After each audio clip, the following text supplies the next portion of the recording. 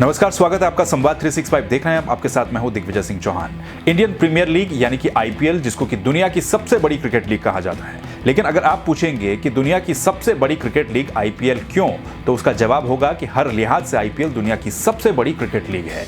IPL का नाम सामने आते ही हम पैसों की बात करने लगते हैं, रुपयों की बात करने लगते हैं। ये बात भी सही है कि आईपीएल में पैसे का बड़ा बोलबाला है, लेकिन सिर्फ रुपया पैसा ही आईपीएल को दुनिया की सबसे बड़ी क्रिकेटिंग लीग नहीं बनाता है, बल्कि हर लिहाज से आईपीएल दुनिया की सबसे बड़ी क्रिकेटिंग लीग है।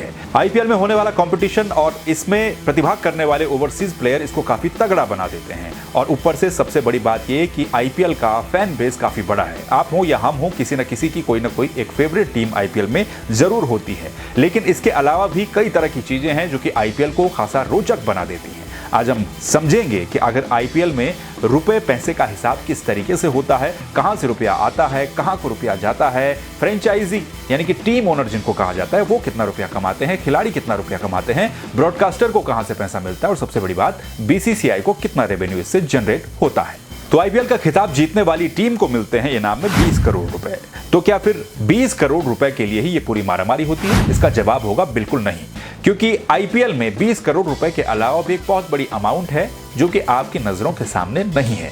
तो चलिए अब जानते हैं कि आईपीएल में कहां से रुपया आता है, कौन रुपया कमाता है और किस हद तक रुपया कमाता है। इस रेवेन्यू के मॉडल में सबसे पहले बात करेंगे हम बीसीसीआई की। बीसीसीआई यानी कि board of cricket control for India, जो कि भारत की क्रिकेट गवर्निंग बॉडी है, जो कि क्रिकेट को कंट्रोल करती है। बीसीसीआई यानी कि भारत का जो क्रिकेट बोर्ड है वो दुनिया का सबसे अमीर क्रिकेट बोर्ड माना जाता है। आईपीएल को भी बीसीसीआई ही ऑर्गेनाइज करता है। आईपीएल की सारी प्रोसेस बीसीसीआई के अंडर ही होती है और आईपीएल में जितना रेवेन्यू होता है वो बीसीसीआई का सबसे बड़ा जरिया है अपने रेवेन्यू को जनरेट करने का। तो अब जानते हैं कि बीसीसीआई और आईपीएल का रेवेन्यू मॉडल किस तरीके से काम करता है। सोर्स ऑफ इनकम की अगर हम बात करें आईपीएल में, तो सबसे बड़ा सोर्स ऑफ इनकम आईपीएल में माना जाता है ब्रॉडकास्टिंग राइट्स। ब्रॉडकास्टिंग राइट से मतलब है कि आखिर कौन से चैनल पर या फिर कौन सी कंपनी आईपीएल के मैचों को दिखाएगी। आंकड़ों पर अगर नजर डालें तो साल 2008 जब से आईपीएल शुरू हुआ तब से लेकर 2017 तक सोनी नेटवर्क के पास आईपीएल के ब्रॉडकास्टिंग राइट्स थे और सोनी नेटवर्क ने आईपीएल दिखाने के लिए बीसीसीआई को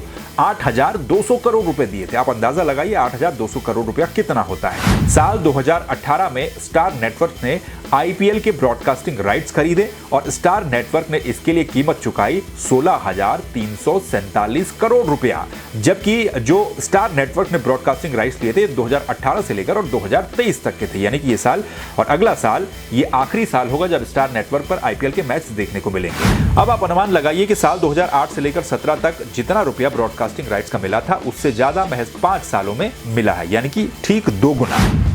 ब्रॉडकास्टिंग राइट्स की हिस्सेदारी पर अगर हम नजर डालें तो इस ब्रॉडकास्टिंग राइट्स में जो हिस्सेदारी होती है इसका 50% पैसा जो है वो बीसीसीआई को जाता है और 50% पैसा आईपीएल की जो फ्रेंचाइजी हैं उनमें बांट दिया जाता है। यह कहा जाता है कि औसतन हर फ्रेंचाइजी यानी कि हर टीम मालिक एक साल में इस ब्रॉडकास्टिंग राइट से ही करीब 160 करोड़ रुपए कमाती है। अगले साल एक बार फिर से आईपीएल के ब्रॉडकास्टिंग राइट्स के लिए बिडिंग होने वाली है और यह अनुमान जताया जा रहा है कि इस बार आईपीएल के जो ब्रॉडकास्टिंग राइट्स होंगे इनकी कीमत 50,000 करोड़ को भी पार कर सकती है। लगातार बढ़ रही इन कीमतों से आप अंदाजा लगा सकते हैं कि आईपीएल की जो ब्रांड वैल्यू है वो पूरी दुनिया में कितनी तेजी के साथ बढ़ रही है। आईपीएल की सोर्स ऑफ इनकम का एक दूसरा सबसे बड़ा जरिया है टाइटल स्पॉन्सरशिप।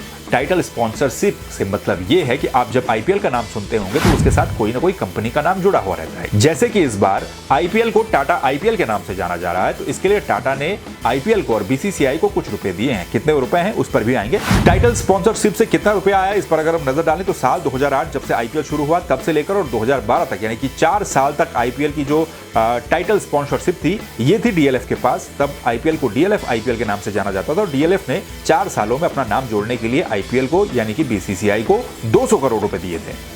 2012 के बाद अगले 5 सालों के लिए पेप्सी ने टाइटल स्पॉन्सरशिप को 397 करोड़ रुपए में खरीदा, लेकिन 2015 में यह करार टूट गया क्योंकि 2015 में आईपीएल से चेन्नई सुपर किंग्स और राजस्थान रॉयल्स की टीम को बाहर कर दिया गया था। उस दौरान बचे हुए 2 सीजन के लिए वीवो ने टाइटल स्पॉन्सरशिप ली। वीवो ने इसके लिए 200 करोड़ रुपए दिए। 2017 में 5 साल के लिए वीवो ने एक बार फिर से राइट्स खरीदे। ये राइट्स खरीदे गए 2199 करोड़ रुपए में। 2020 में भारत और चीन के बीच में जब विवाद हुआ तो वीवो को टाइटल स्पॉन्सरशिप से हटाना पड़ा। 2020 में ड्रीम 11 के नाम से आईपीएल जाना गया, यानी कि ड्रीम 11 आईपीएल, और इसके लिए ड्रीम 11 ने 222 करोड़ रुपया दिया, जो कि सिर्फ 1 साल के लिए था। इसके बाद फिर 2021 में वीवो का टाइटल स्पॉन्सर आया। अब आईपीएल को टाटा आईपीएल के नाम से जाना जाता है, यानी कि अब टाटा ग्रुप के पास आईपीएल के टाइटल राइट्स हैं और 2 सालों के लिए टाटा ने 670 करोड़ रुपए में इनको खरीदा है। टाइटल स्पॉन्सरशिप में हिस्सेदारी कितनी होती है, इस पर अगर हम नजर डालें तो बीसीसीआई को टाइटल स्पॉन्सरशिप का 60% रुपया जाता है, जबकि 40% हिस्सा जो होता है वो बीसीसीआई सभी टीम ओनर्स में बराबर रूप से बांट देता है। यानी कि अभी तक हम ये समझ पा रहे हैं कि आईपीएल में अगर कोई टीम जीतती है या फिर 8वें या फिर अब 10वें नंबर पर रहती है तो भी उस टीम की कमाई होगी और बम्पर कमाई होगी। इससे कोई फर्क नहीं पड़ता है कि आईपीएल में टीम किस तरह का परफॉर्मेंस करती है। हालांकि ये जरूर होता है कि जो टीम जितना बेहतर परफॉर्मेंस करेगी, जितने टॉप पर जाएगी, जितनी ज्यादा बार आईपीएल को जीतेगी, उसकी ब्रांड वैल्यू उतनी ही ज्यादा बढ़ती है, उसको उतना ही ज्यादा रुपया मिलता है। एग्जाम्पल के तौर पर हम समझ सकते हैं कि मुंबई इंडियंस जो कि 5 बार आईपीएल को जीत चुकी है और चेन्नई सुपर किंग जो कि 4 बार आईपीएल को जीत चुकी है, इनका फैन बेस भी काफी बड़ा है और इनकी जो ब्रांड वैल्यू है वो भी बाकी टीमों से काफी ज्यादा बड़ी है। इसके अलावा आईपीएल में कहां से रेवेन्यू आता है, तो ब्रांड और स्पॉन्सर से काफी सारा रेवेन्यू आता है। आप हर टीम की शर्ट पर एक स्पॉन्सर और बाकी को स्पॉन्सर्स के लोगो देखते होंगे, उससे भी टीमों को रेवेन्यू मिलता है और बड़ी संख्या में मिलता है। साथ ही आप ग्राउंड्स पर, बाउंड्रीज पर, स्टंप पर, हर जगह पर कहीं ना कहीं कोई ना कोई स्पॉन्सर और को स्पॉन्सर आपको दिखाई देता होगा, उस सब का रेवेन्यू टीम ओनर्स को जाता है। आईपीएल में पैसा आने का एक और जरिया है टिकट सेल।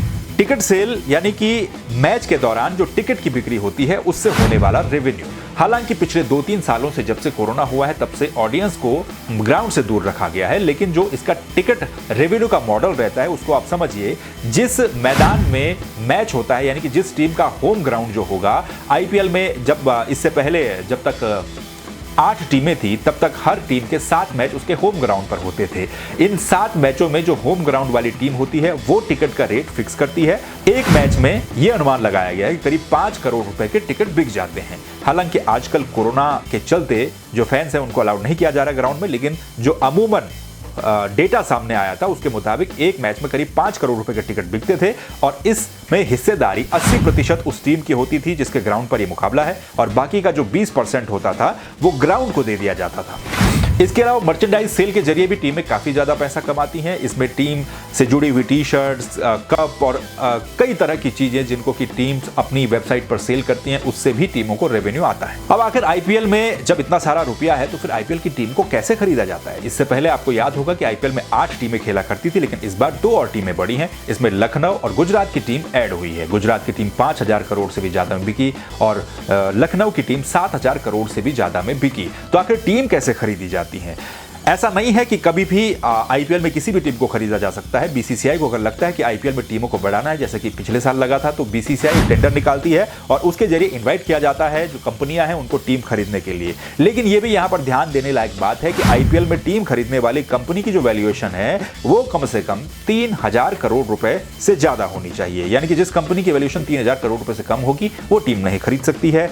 बिडिंग में जाने तक के लिए पहले एक आईटीटी खरीदना होता है जो कि 10 लाख रुपए में खरीदा जाता है। यानी कि 10 लाख रुपए खर्च करके आप टीमों की नीलामी में बैठ सकते हैं और वहां पर जो सबसे ज्यादा बोली लगाएगा उसको टीम मिल जाएगी।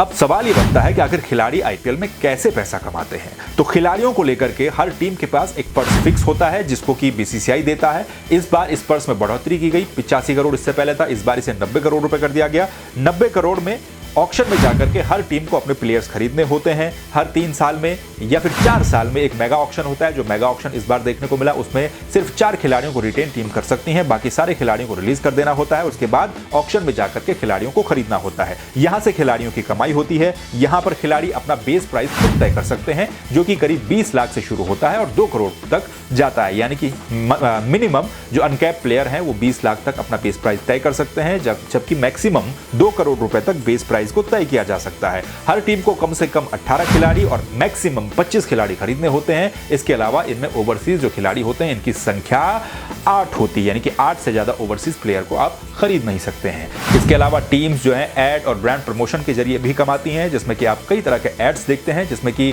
अपनी अपनी टीम की टी शर्ट पहन करके कई सारे खिलाड़ी किसी ब्रांड का प्रमोशन करते हैं। तो ये रुपया भी सीधे सीधे फ्रेंचाइजी को जाता है, यानी कि आईपीएल की टीम ओनर को जाता है और खिलाड़ियों को ऑक्शन के जरिए जो खरीदा जाता है वो रकम उन्हें मिलती है। इस बार ईशान किशन 15 करोड़ से भी ज्यादा की कीमत में बिके हैं आईपीएल ऑक्शन में। तो ये आईपीएल का पूरा रेवेन्यू मॉडल था, किस तरीके से आईपीएल में पैसा आता है, कहां कहां जाता है और कितना कितना कौन कमाता है। कुल मिलाकर के बात यह है कि टीम आईपीएल में चाहे अच्छा खेले या फिर बुरा खेले, फ्रेंचाइजी की कमाई होनी तय है। आपको ये वीडियो कैसा लगा, वीडियो के बारे में आपकी क्या राय है, आईपीएल के बारे में आपकी क्या राय है, कौन सी टीम आपकी फेवरेट है, कौन सा प्लेयर आपका फेवरेट है, कमेंट करके आप बता सकते हैं। खबरों को देखने के लिए संवाद 365 को सब्सक्राइब कर लीजिए। फिर मिलेंगे नई खबरों के साथ। नमस्कार।